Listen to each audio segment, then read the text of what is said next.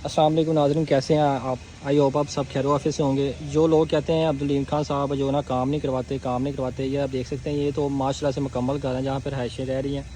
यहाँ पे भी सफाई हो रही है। और ये मेरे क्लाइंट का ग्रे स्ट्रक्चर था। ये आप देख सकते हैं घर मुकम्मल भी नहीं है, ना रहायश सी। जो कह रहे थे लोग सफाई नहीं करते, ये पार्किंग वाले इंतज़ामिया देखें। मेरे क्लाइंट का ग्रे स्ट्रक्चर है, तो 1 घंटा पहले मैं वहाँ पर कंप्लेन लिखवा के आया था कि भाईजान सफाई कर दें आगे। तो आप देख सकते हैं टीम लगी हुई है,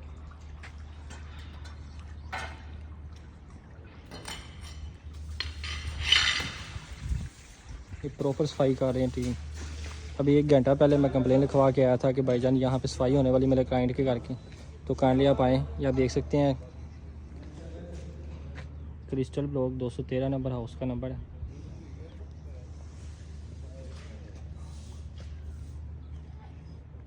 तो काइंडली जो लोग बैड अपडेट देते हैं उनसे परहेज़ करें, और जो चीज़ हकीकत है वो बयान करनी चाहिए।